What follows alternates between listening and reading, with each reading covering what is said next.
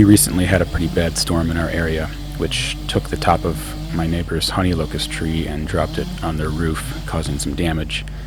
And they ultimately decided to have the whole tree taken down. So, of course, I asked if I could have some, and they said yes. And this is the tree company's little articulated loader, which they say is really great to drive on when they have to drive on their clients' lawns, because it articulates and has turf tires and doesn't leave tire ruts in the lawn. Now, unfortunately, by the time I'd asked for some of this lumber, they had already cut the trunk into shorter pieces. These are about a little over 3 feet long. But I don't really have much honey locust in stock that I've been able to gather, so I went ahead and got 3 of these trunk pieces, and the wood itself is excellent. It's really clear, there's no damage or rot or anything, so I thought it'd be good to pick those up. When I get logs that are under about 8 feet in length, I tend to prefer to just freehand slab them rather than try to set up the Alaskan sawmill. I find this is just easier and faster, and I can freehand it pretty accurately, usually, maybe a 1/4 inch of error over the slab. And so what I do is I prop the log up, I shim it right where I want it on the bottom of the log, and then I start kind of trimming the sides off left and right, just like you're trimming a turkey. And if you prop it up just right, you can have it so the log is actually stays vertical the entire time that you're milling it.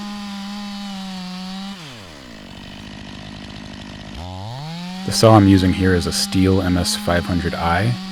It's got a 56-inch bar on it here with a ripping chain, and it's a pretty powerful setup. You can see how quickly it's pulling shavings out of this piece of hard lumber. This project alone probably made six trash cans full, 35-gallon trash cans full of shavings just in an afternoon.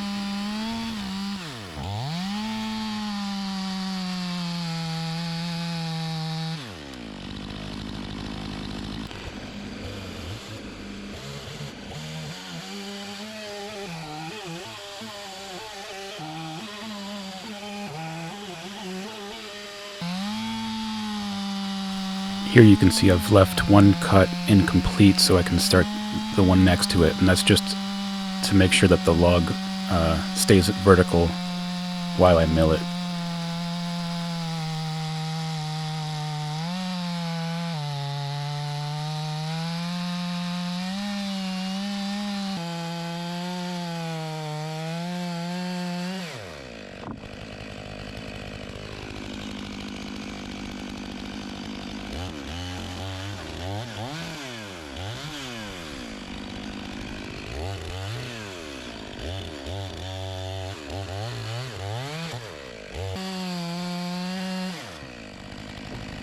Here you can see just how smooth the cut is straight off the chainsaw, and you have to use a ripping chain to get this result. You can't use a standard cross-cut chain, but with a ripping chain the results are amazing.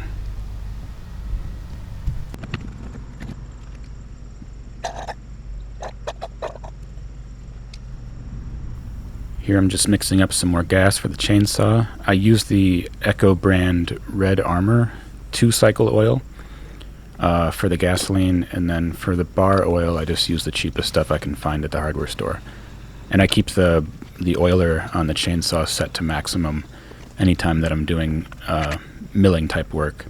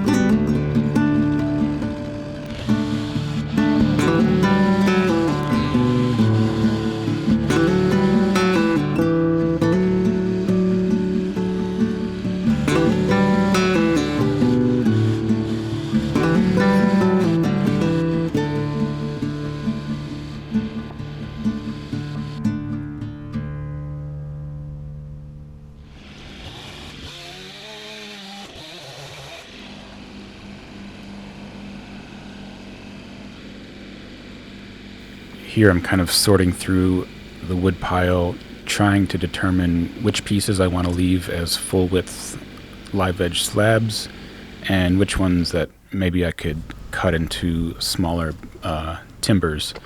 If I can't really look at a piece and see a very plausible likely use for it in its full width form, I'd kind of rather cut it into something more manageable now, which I know is going to be easier to grab off the pile later and actually use, rather than have a kind of really intimidating pile of full width pieces that's difficult to dig through and difficult to select from.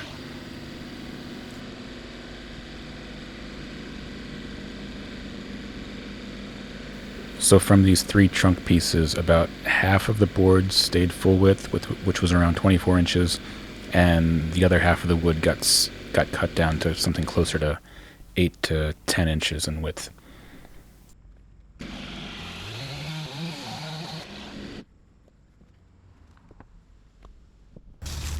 This is the last piece, the third one, and this is actually the what we would call the butt of the log. This is the very bottom of the trunk, so it's got a strange shape to it. It flares out to, I think, close to 3 feet wide on the other end, and it's also extremely heavy. This is my Kubota B2601 tractor, and it really struggled to pick this piece up, which means it probably weighs over 800 pounds, around there. All of the pieces had this heavy vine cover, which I guess was ground cover that climbed up the tree, but it went up pretty high, probably over 30 feet up the tree. I decided to just leave it on and let the milling process eliminate most of it.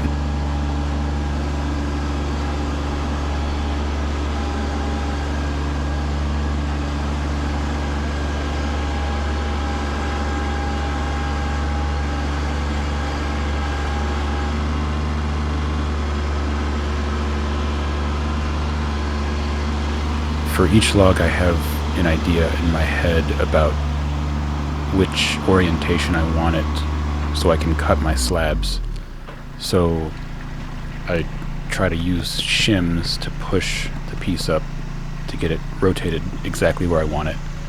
And if I can get my shims really close in towards the bottom of the log, then the log will stay in that position up until I take the very final cut.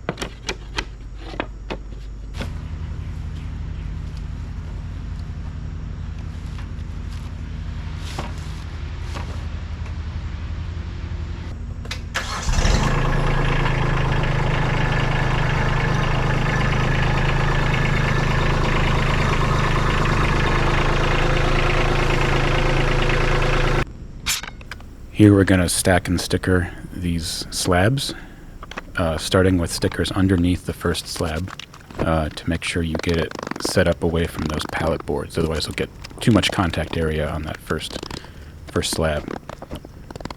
cleaning off some of those vines and some extra bark, whatever comes off easily with a little hatchet.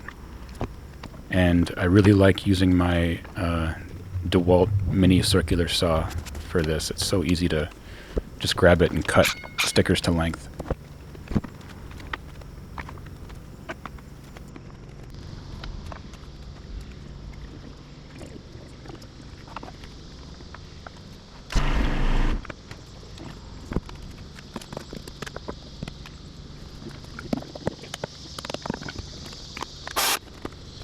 You can see I've also got my electric chainsaw out now, which is nice for making little cuts and cleaning up the ends of these boards.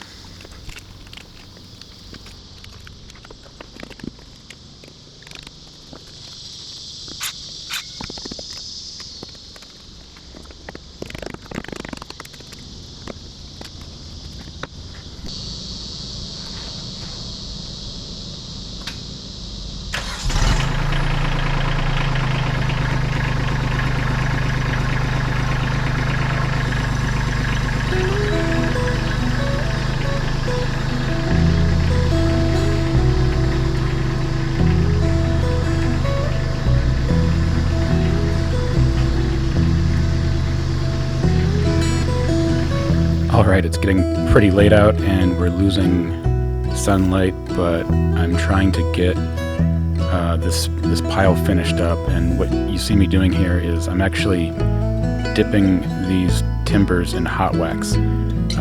Most people would use something like Anchor Seal, a wax emulsion, and paint it on the ends of the boards, but I like to dip anything that I can fit into a pot of hot wax. I prefer that over the paint-on stuff. I feel like the dipped wax is much, much better.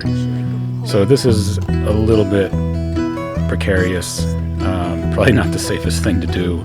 I could easily get a foot full of hot wax doing this, but it worked out, and I got all of the smaller boards dipped and sealed, and I didn't have to wait, 24 to 48 hours for it to dry. It was basically dry on the spot.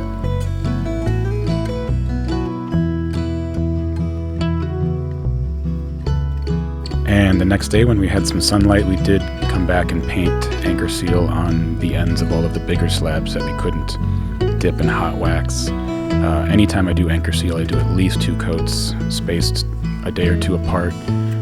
And even then, it's not nearly as good as if you could hot dip it.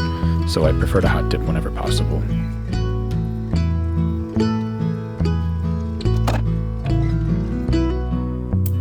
Here I'm getting the timbers strapped down tight.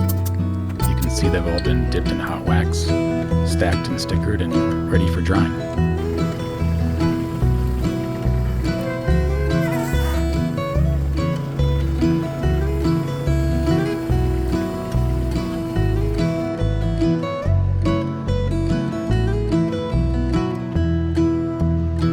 Now we just need to find a place to put them for about 3 years. And if everything goes right, we'll be able to dig into this pile and use them for some projects.